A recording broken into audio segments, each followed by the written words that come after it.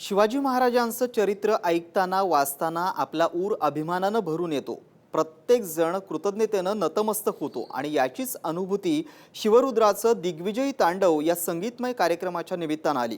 रवींद्र नाट्य मंदिरात हा कार्यक्रम नुकताच पार पडला। यावेळी मोठ्या संख्येनं शिवप्रेमींनी गर्दी केली होती।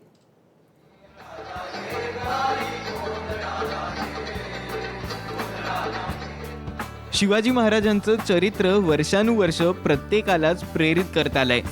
महाराजांच्या जीवनावर आधारित पुस्तकं, चित्रपट, नाटक यांना नेहमीच दाद मिळत आली आहे। आता 42 नवगीतांतून शिवशाही आपल्या समोर मांडण्याचा संगीतमय प्रयत्न सईशा फाउंडेशन करते।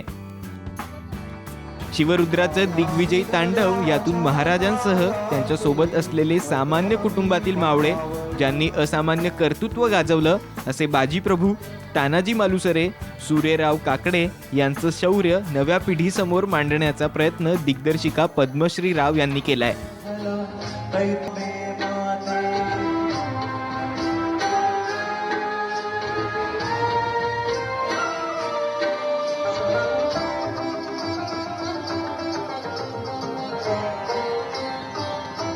रुद्राचे दिग्विजय तांडव हा संपूर्ण शिवशाहीचा संगीतमय सोहळा आहे आणि ही 42 नवगीतातून रचलेली गाणी आहेत आणि त्याच्यातून शिवचरित्रातून आपण काय शिकू शकतो। हा आमचा 25वा कार्यक्रम आहे। याच्या आधी आम्ही म्हणजे योगायोग असा झाला की 12 ऑक्टोबर 2011 या दिवशी पहिला प्रयोग आम्ही शिवाजी मंदिर इथे केला होता आणि त्यानंतर आज त्याला 5 वर्ष पूर्ण होत आहेत। हा आमचा 25वा शो आहे आणि ह्याच्या आधी आम्ही जिथे 24 कार्यक्रम केले तसे IIM अहमदाबाद सारख्या मॅनेजमेंट इन्स्टिट्यूटने आम्हाला स्वतः इन्व्हाइट केलं आणि तिथे आम्ही timeless management principles of Chhatrapati Shivaji Maharaj असं आम्ही पूर्ण इंग्लिशमध्ये हे पूर्ण शिवचरित्र सादर केलं।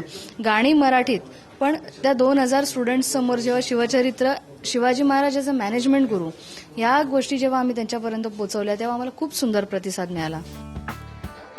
शिवाजी महाराजांच्या आयुष्यावर आवड म्हणून गाणी लिहित असताना त्यातूनच एक संगीतमय शिवचरित्र उभं राहिलं, असं या कार्यक्रमाचे गीतकार आणि संगीतकार अनिल नलावडे यांनी सांगितलंय।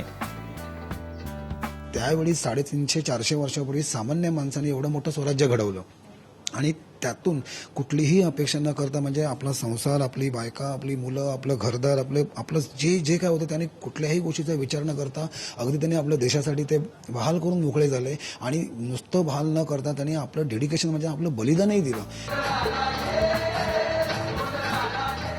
आज रवींद्र नाट्य मंदिर इथं झालेल्या 25व्या प्रयोगाचे सकाळ वृत्तपत्र आणि साम टीव्ही माध्यम प्रायोजक होते। आजच्या प्रयोगातून येणारा निधी सैनिक कल्याण केंद्राला देण्यात आला। त्यांच्या आयुष्यातली जी माणसं आहेत, जसे शिवा काशीद आहेत, तानाजी मालुसरे आहेत, सूर्याजी काकडे आहेत, सूर्यराव काकडे आहेत, ही माणसं त्याच्यामधून आम्ही दाखवण्याचा प्रयत्न केलेला आहे की त्यांचं कर्तृत्व काय आहे। आज आपण साधे सामान्य माणसं जेव्हा असामान्य कर्तृत्व करतात, एक चांगलं ध्येय तुमच्या आयुष्यात मिळतं आणि त्या ध्येयासाठी तुम्ही झपाटून जाता, मग ते ध्येय एका पर्टिक्युलर व्यक्तीपर्यंत नसून ते राष्ट्रासाठी जेव्हा असतं तेव्हा त्याला जास्त मोल असतो।